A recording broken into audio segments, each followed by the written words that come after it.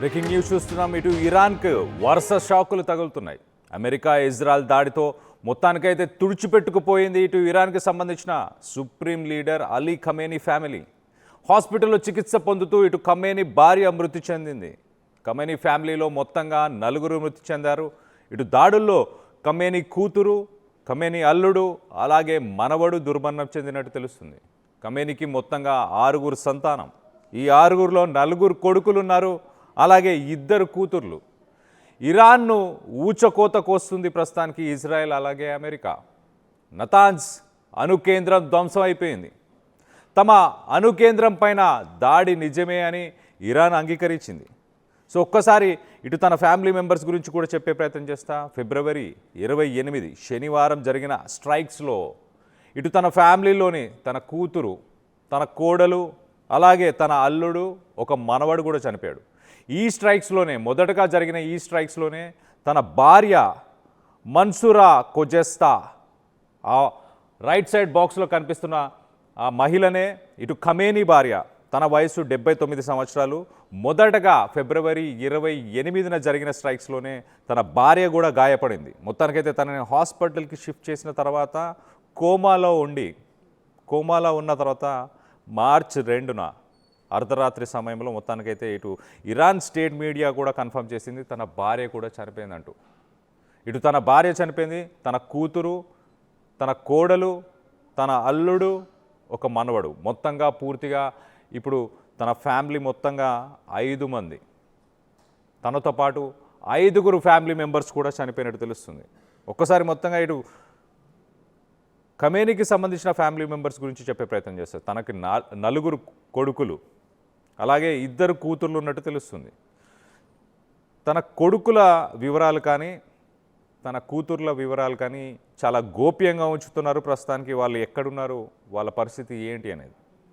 ఫిబ్రవరి 28న జరిగిన స్ట్రైక్స్లో ఇటు family members 5 చనిపోయారు. మొత్తానికి ఖమేనీతో పాటు 5 చనిపోవడం జరిగింది. పూర్తిగా ఒక్కసారి ఇటు ఫ్యామిలీ మెంబర్స్ కాకుండా ఆ స్ట్రైక్స్లో ఇటు అలీ షమ్ఖానీ, అతను ఒక సీనియర్ అడ్వైజర్, ఖమేనీకి సంబంధించి ఒక సీనియర్ అడ్వైజర్, అలాగే ఒక former secretary of supreme national security కౌన్సిల్కి సంబంధించిన ఫార్మర్ సెక్రటరీ, అలాగే ఒక సీనియర్ అడ్వైజర్ అలీ షమ్ఖానీ, ఆయన కూడా చనిపోయారు. అలాగే general Mohammed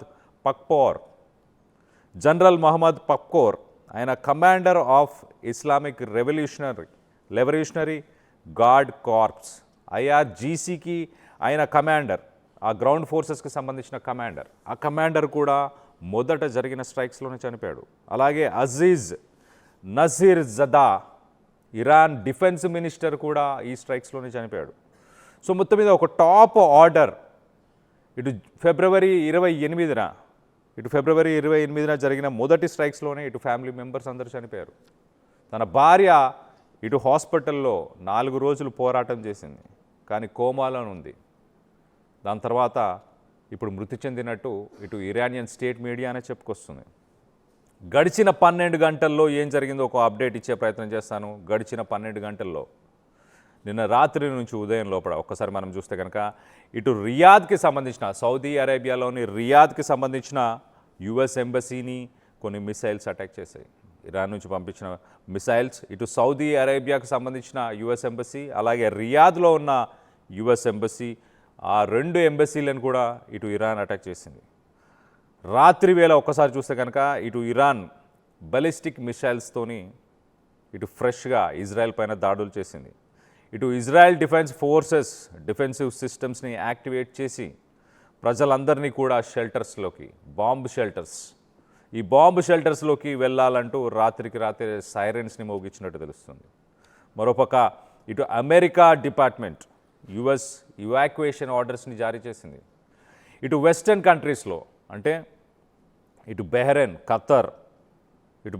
Qatar, Oman, Jordan, Iraq, Saudi Arabia, United Arab Emirates, ఈ దేశాల్లో అమెరికాకు సంబంధించిన వ్యక్తులు ఎవరైతే ఉన్నారో ఎలాంటి ట్రాన్స్పోర్ట్ దొరికినా కూడా అక్కడి నుంచి ఇమీడియట్గా ఆ దేశాన్ని వదిలి వెళ్ళిపోండి అంటూ ఇటు అమెరికా చెప్పుకొచ్చే ప్రయత్నం చేస్తుంది.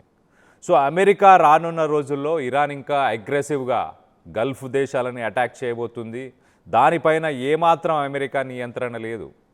అమెరికా ఏమాత్రం వాటిని కంట్రోల్ చేసే పరిస్థితిలో లేదు. గల్ఫ్ దేశాలను కాపాడే పరిస్థితిలో లేదు అని అమెరికా ఒక రకంగా చెప్పగానే చెప్తుంది.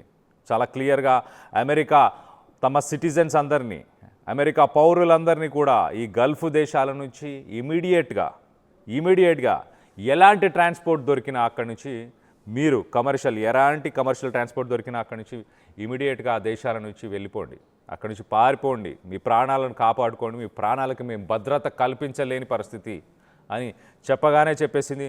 సో మరో పక్కన ఇటు ఒక్కసారి మనం చూస్తే కనుక నిన్న కువైట్ దేశం ఇటు అమెరికాకు సంబంధించిన ఒక ఫైటర్ జెట్ని యుఎస్ F-15 అమెరికాకు సంబంధించిన ఒక ఫైటర్ జెట్ని యాక్సిడెంటల్గా అనుకోకుండా ఆ ఫైటర్ జెట్ని కూల్చేసింది. కువైట్ ప్రస్తుతానికి ఇటు అమెరికా అలాగే ఇజ్రాయెల్కి సపోర్ట్ చేస్తుంది. అయినా కూడా అమెరికాకు సంబంధించిన ఒక ఫైటర్ జెట్ని కూల్చివేయడం జరిగింది. మరి అది ఫ్రెండ్లీ ఫైరా, యాక్సిడెంటా అన్న కోణంలో ఇంకా ఇన్వెస్టిగేషన్ అయితే జరుగుతుంది. ఒక రకంగా ఇటు ఎయిర్ స్పేస్ ఒకసారి చూస్తే కనుక ఇజ్రాయెల్, ఇరాన్ అలాగే ఇరాక్ ఇక్కడ ఫ్లైట్ క్యాన్సిలేషన్స్ మొత్తానికైతే కొన్ని లక్షలాది మంది ఇటు అబుదాబి, దుబాయ్ అలాగే ఇండియాకి వెళ్ళాల్సిన వ్యక్తులందరూ కూడా ప్రస్తుతానికి ఈ గల్ఫ్ దేశాలకు సంబంధించి 110 ఎయిర్పోర్ట్లు ఉన్నాయి. ఆ 110 ఎయిర్పోర్ట్లో ప్రస్తుతానికి అందరూ నిలిచిపోయారు, అందరూ చిక్కుకున్నారు. ఒకసారి నిన్న రాత్రి నుంచి అంటే ఇటు గడిచిన 12 గంటల్లో ఎలాంటి భీకర యుద్ధం జరిగింది. సాధారణంగా ఇటు అమెరికా కానీ, ఇజ్రాయెల్ కానీ అలాగే ఇరాన్ కానీ రాత్రి వేళ ఎక్కువ మిసైల్స్ని ప్రయోగిస్తున్నారు. దానికి సంబంధించి కొంత డీటెయిల్స్ చెప్పే ప్రయత్నం చేస్తా. నిన్న అమెరికా అలాగే ఇజ్రాయెల్ ఒకసారి చూస్తే కనుక 2000 మిసైల్స్ని ప్రయోగించారు రాత్రి. దాదాపు 2000 మిసైల్స్ని ప్రయోగించారు. ఇటు ఇరాన్కి సంబంధించి ఒకసారి మనం చూస్తే కనుక ఇరాన్ ఇటు 8 దేశాలను ఒక్కసారిగా టార్గెట్ చేసింది. కంటిన్యూస్గా ఇటు డ్రోన్స్తోనే అటాక్ చేసింది. డ్రోన్స్తో పాటు తన దగ్గర ఉన్న బాలిస్టిక్ మిసైల్స్, ఈ బాలిస్టిక్ మిసైల్స్ ఒక్కసారి మనం చూస్తే కనుక ఇవి హై ఆల్టిట్యూడ్కి రీచ్ అవుతుంటాయి. దీని ట్రజెక్టరీ ఎలా ఉంటుందంటే లాంచ్ అయిన తర్వాత ఏ పాయింట్ నుంచి బి పాయింట్కి వెళ్ళాలనుకుంటే కనుక స్ట్రెయిట్గా వెళ్ళవు. ఇలా హై ఆల్టిట్యూడ్కి వెళ్ళిన తర్వాత ఒక్కసారిగా టార్గెట్ని అచీవ్ చేసే ప్రయత్నం చేస్తాయి. దీని స్పీడ్స్ ఒక్కసారి చూస్తే మనం 3500 కిలోమీటర్లు, 3500, 3600 కిలోమీటర్లు ఆ స్పీడ్స్తో వెళ్తుంటాయి. వీటిని మరి ఇటు ఇజ్రాయెల్కి సంబంధించిన ఐరన్ డోమ్ అలాగే ఇటు అమెరికాకు సంబంధించిన ఎయిర్ డిఫెన్స్ సిస్టమ్, తమ వార్షిప్స్లో ఉన్న ఎయిర్ డిఫెన్స్ సిస్టమ్, ఈ డిఫెన్స్ సిస్టమ్స్ ప్రస్తుతానికి ఎదుర్కోలేకపోతున్నాయి. అన్ని మిసైల్స్ని న్యూట్రలైజ్ చేయలేకపోతున్నాయి. 90% మిసైల్స్ని ఇటు ఇజ్రాయెల్ అలాగే అమెరికా ఎదుర్కోగలుగుతుంది, కానీ 10% మిసైల్స్ని ఎదుర్కోలేకపోతుంది. మరి ముఖ్యంగా ఈ బాలిస్టిక్ మిసైల్స్, ఇటు ఇరాన్ దగ్గర ఉన్న మిసైల్స్ ఒక్కసారి వాటి డీటెయిల్స్ కూడా చెప్పే ప్రయత్నం చేస్తా. ఒకసారి మనం చూస్తే కనుక ఇరాన్కి సంబంధించి ఎలాంటి మిసైల్స్ ఉన్నాయి, ఎన్ని టైప్స్ ఆఫ్ మిసైల్స్ ఉన్నాయి ఒకసారి చెప్పే ప్రయత్నం చేస్తా. ఒకసారి మనం చూస్తే కనుక ఇటు షహాబ్ అనే మిసైల్, దాని లెంత్ ఒకసారి దాని రేంజ్ చూస్తే కనుక 300 కిలోమీటర్లు. ఈ షహాబ్ అనే మిసైల్స్ 300 కిలోమీటర్లు మాత్రమే దీని రేంజ్. అంటే ఇస్రాయెల్ని కాకుండా ఇటు గల్ఫ్ దేశాలను టార్గెట్ చేయడానికి ఈ షహాబ్ అనే మిసైల్స్ పనిచేస్తున్నాయి. దాంతోపాటు ఫతే 110 ఫతే అనే మిసైల్స్ కూడా, ఆ మిసైల్స్ కూడా ప్రస్తుతానికి ఇరాన్ దగ్గర ఉన్నాయి. దాని రేంజ్ కూడా ప్రస్తుతానికి 300 కిలోమీటర్లు. సో మొత్తం మీద ఇటు గల్ఫ్ దేశాలను టార్గెట్ చేయడానికి ఈ ఫతే అనే మిసైల్స్ కూడా పనిచేస్తున్నాయి. అలాగే రాద్ రాద్ 500 అనే మిసైల్స్ ఉన్నాయి. ఆ రాద్ 500 మళ్ళీ షహాబ్ 2, ఇనిషియల్గా షహాబ్ 1 చెప్పాను 300 కిలోమీటర్లు, ఇది షహాబ్ 2 అలాగే ఫతే 2. ఈ షహాబ్ 2, ఫతే 2 అలాగే రాద్ ఇవన్నీ కూడా 500 కిలోమీటర్లు. దీని రేడియస్ 500 కిలోమీటర్లు. ఆ 500 కిలోమీటర్ల రేడియస్లో ఉన్న టార్గెట్స్ని అచీవ్ చేస్తాయి. దాని తర్వాత QUDS కుద్స్ 1 అలాగే యా అలీ, ఈ కుద్స్ 1, యా అలీ, జుల్ఫాగర్ ఈ మిసైల్స్ 600 నుంచి 700 కిలోమీటర్ల రేంజ్లో ఉన్న టార్గెట్స్ని అచీవ్ చేస్తాయి. సో మొత్తం మీద ఇటు ఇజ్రాయెల్ అలాగే అమెరికాకు సంబంధించిన మిగతా వార్షిప్స్ని వీటన్నిటిని టార్గెట్ చేయడానికి లాంగ్ రేంజ్ మిసైల్స్ కావాలి. ఆ లాంగ్ రేంజ్ మిసైల్స్ ఒక్కసారి చెప్పే ప్రయత్నం చేస్తా. సోమార్, ఇరాన్ దగ్గర ఉన్న మిసైల్స్లో సోమార్ అనే మిసైల్స్ లాంగ్ రేంజ్ మిసైల్స్, దాదాపు 2500 కిలోమీటర్ల రేంజ్ దీనిది. సో ఈజీగా ఇజ్రాయెల్ పరిసర ప్రాంతాల్లో ఉన్న కంట్రీస్, ఇటు గల్ఫ్ దేశాలన్నిటికీ స్టార్టింగ్లో చెప్పిన ఈ షహాబ్ కానీ ఫతే అలాగే రాద్ ఇలాంటి మిసైల్స్ సరిపోతుంది. కానీ ఇజ్రాయెల్ని టార్గెట్ చేయడానికి సౌమార్, సెజిల్ అలాగే ఎమాద్, షహాబ్ 3 ఇలాంటి మిసైల్స్ని ప్రస్తుతానికి ఇరాన్ వాడుతుంది. ఇవన్నీ బలిస్టిక్ మిసైల్స్. వీటి రేంజ్ ఒక్కసారి మనం చూస్తే కనుక ఇటు 600 ఇనిషియల్గా 300 నుంచి మొదలు పెడితే 2500 దాకా. సో ఇప్పుడు వాడుతున్న బలిస్టిక్ మిసైల్స్ ఒక్కసారి వాటి ఇంటర్ కాంటినెంటల్ బలిస్టిక్ మిసైల్స్ ఒక్కసారి మనం చూస్తే 5500 కిలోమీటర్స్ స్పీడ్తో వెళ్తున్నాయి. 3418 మైల్స్ పర్ అవర్, ఒక గంటకి 5500 కిలోమీటర్లు. అంటే అర్థం చేసుకోవచ్చు, ఇటు మిడిల్ ఈస్టర్న్ కంట్రీస్తో పాటు ఇటు ఇజ్రాయెల్ అలాగే ఇటు యూరోపియన్ కంట్రీస్ కూడా రీచ్ అయ్యే సామర్థ్యం ఉన్న మిసైల్స్ని ప్రస్తుతానికి ఇరాన్ యూజ్ చేస్తుంది. ఒక్కసారి మరింత డీటెయిల్స్ దాడుల గురించి చెప్పే ప్రయత్నం చేస్తే గడిచిన 12 గంటల్లో ఒక్కసారి మనం చూస్తే కనుక ఇటు తెహరాన్, అమెరికా అలాగే ఇజ్రాయెల్ MQ-9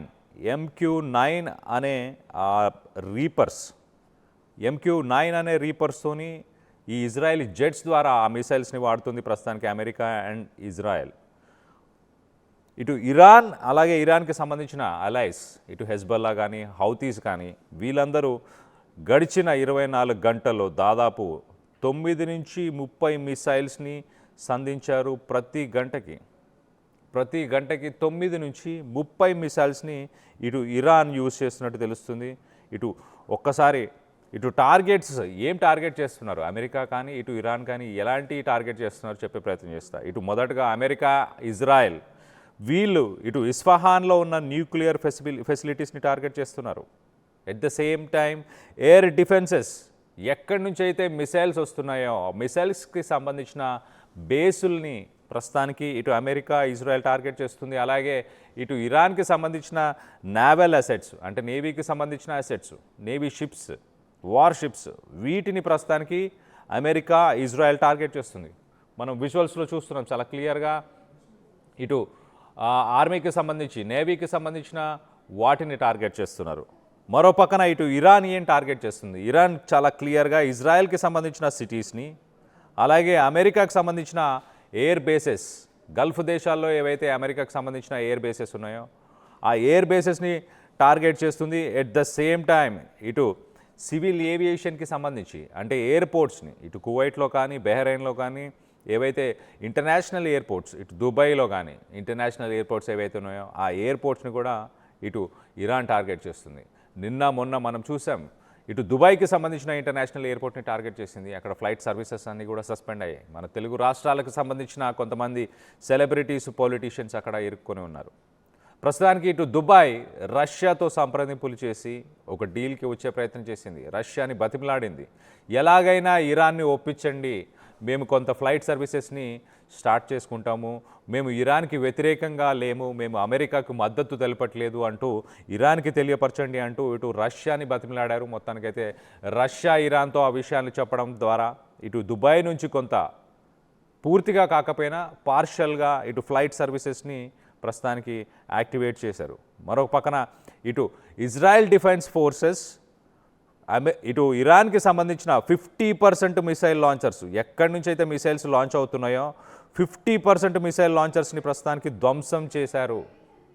ఇటు అమెరికా అలాగే ఇజ్రాయెల్ ఇరాన్ లాంచ్ చేస్తున్న మిసైల్ లాంచర్స్కి సంబంధించిన బేసెస్ ఏవైతే ఉన్నాయో ఆ బేసెస్ అన్నిటినీ కూడా ప్రస్తుతానికి 50% వాటిని ఇటు ఇజ్రాయెల్ అలాగే అమెరికా వాటన్నిటిని కూడా ధ్వంసం చేసినట్టు తెలుస్తుంది. మరో పక్కన ఇటు స్ట్రెయిట్ ఆఫ్ హార్మోజ్ని ప్రస్తుతానికి ప్రపంచ దేశాలకు ఆయిల్ నిల్వలు, మనం రైట్ సైడ్ బాక్స్లో ఇటు ఆరామ్కో సౌదీకి సంబంధించిన ఆయిల్ రిఫైనరీ చూస్తున్నాం. ఇలాంటి ఆయిల్ రిఫైనరీస్లో ప్రస్తుతానికి అక్కడ ఆయిల్ రిజర్వ్స్ని, ఆయిల్ని రిఫైన్ చేస్తూ ఉంటారు. రిఫైన్ చేసిన తర్వాత ఆ రిఫైనరీస్ నుంచి డైరెక్ట్గా ఇటు ఆయిల్ ట్యాంకర్స్లో, అంటే షిప్స్లో వాటిని నింపే ప్రయత్నం చేస్తారు. అక్కడి నుంచి ప్రపంచ దేశాలకి ఆయిల్ని సరఫరా చేస్తూ ఉంటారు. ఇటు గల్ఫ్ దేశాలన్నీ కూడా, ఇటు Saudi Arabia, United Arab Emirates, ఇటు కువైట్, బెహ్రెయిన్, ఈ దేశాలన్నీ కూడా ఇటు ఆయిల్ రిజర్వ్స్ని ఫిల్ చేసిన తర్వాత ఆ ఆయిల్ ట్యాంకర్స్ ఇటు ఇరాన్కి సంబంధించిన కోస్టల్ ఏరియా, ఇరాన్కి సంబంధించిన maritime area, strait of Hormuz గుండానే వెళ్ళాల్సిన పరిస్థితి. కానీ ప్రస్తుతానికి ఇరాన్ స్ట్రెయిట్ ఆఫ్ హార్మోజ్ని టార్గెట్ చేసింది. అక్కడ ఆయిల్ షిప్మెంట్స్ ఎలాంటి ఆయిల్ షిప్స్ వచ్చినా వాటన్నిటిని కూడా పేల్చేస్తామంటూ. నిన్న మనం రాత్రి గడిచిన 12 గంటల్లో ఒకసారి మనం చూస్తే కనుక దాదాపు కొన్ని ఆయిల్ ట్యాంకర్స్ని, ఆయిల్ షిప్స్ని కూడా ఇటు ఇరాన్ టార్గెట్ చేసినట్టు తెలుస్తుంది. ఇటు స్ట్రెయిట్ ఆఫ్ హార్మోజ్ అనేది ఒక బాటిల్ నెక్ అని చెప్పొచ్చు. ఓన్లీ 31 కిలోమీటర్ల సముద్ర తీరం, 31 కిలోమీటర్లకు సంబంధించిన ఒక చిన్న నేరో సముద్ర తీరాన్ని నుంచి ఈ షిప్స్ అన్ని వెళ్లాల్సిన పరిస్థితి. అది ఇరాన్ పక్కనే ఉంది. సో దాన్ని కూడా ప్రస్తుతానికి ఇరాన్ టార్గెట్ చేసింది. సో రానున్న కొన్ని గంటల్లోనే ఏం జరగబోతుంది, ఇటు ఇరాన్కి సంబంధించిన 50% మిసైల్స్కి సంబంధించిన బేసెస్ని ప్రస్తుతానికి ఇటు ఇజ్రాయెల్ అలాగే అమెరికా టార్గెట్ చేసినట్టు తెలుస్తుంది. సో రానున్న కొన్ని గంటల్లోనూ ఎలాంటి పరిస్థితులు నెలకొనే అవకాశం ఉంది అన్న దానిపై కొంత క్లారిటీ వచ్చే అవకాశం ఉంది. సో దీనికి సంబంధించి మీరు ఏమనుకుంటున్నారు, మీ అభిప్రాయాలను కింద కామెంట్ రూపంలో తెలియపరచండి.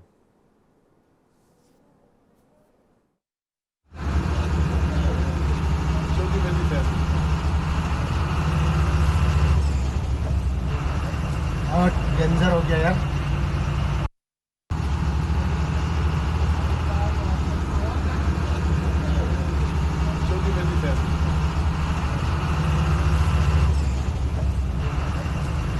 डेंजर हो गया यार.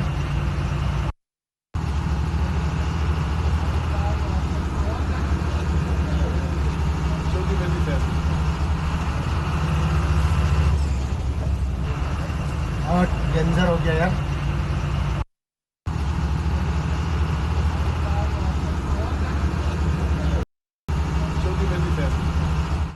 అసలైన తొలి వెలుగు. ఫాలో వాట్సాప్ @తొలి వెలుగు official.